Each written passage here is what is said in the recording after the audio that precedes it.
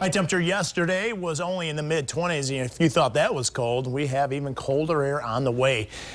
Last year we had a high temperature of 59, which tied a record high. Just thought I'd throw that out there. Anyway, here's the latest on the temperature. I wanted to show the wind stream with it. This is the direction of the wind, and it's a player this morning because of that wind coming right across the unfrozen waters of Lake Michigan. It's warmer right along the lakeshore right now.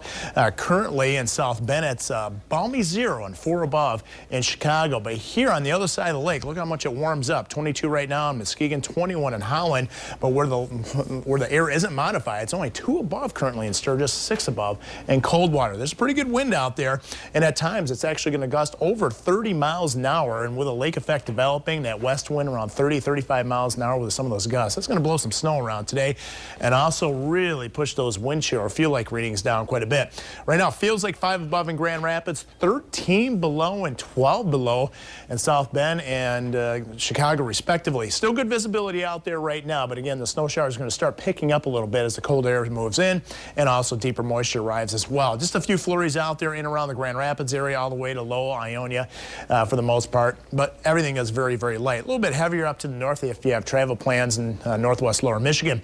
But because of the uptick in the snow showers expected today, along with an uptick in the wind, the National Weather Service thought it'd be a good idea to issue a winter weather advisory. Eaton and Calhoun counties not included in that, also on the Michigan-Indiana state line.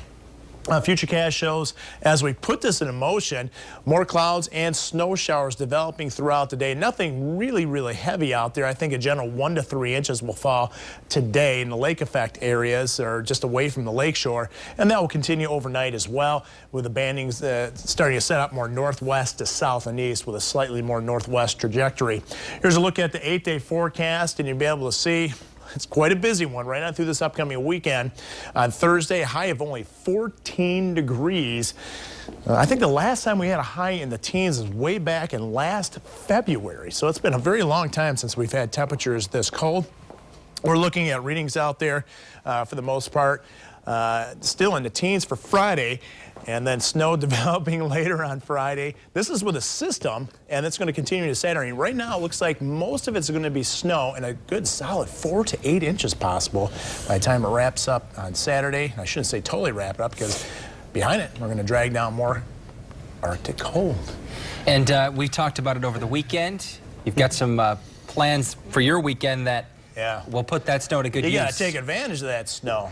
Yeah. So driving to Chicago, that's not a good idea, because that's what my plan was. Oh, jeez. When you going? Saturday. Saturday? Yeah, that's going to be a challenge. See, you know, Matt, you're going to be on the snowmobile, so that'll be what you want to be driving. Maybe I should get to ride with you. Hang on tight. Thanks, Pat. And if you hear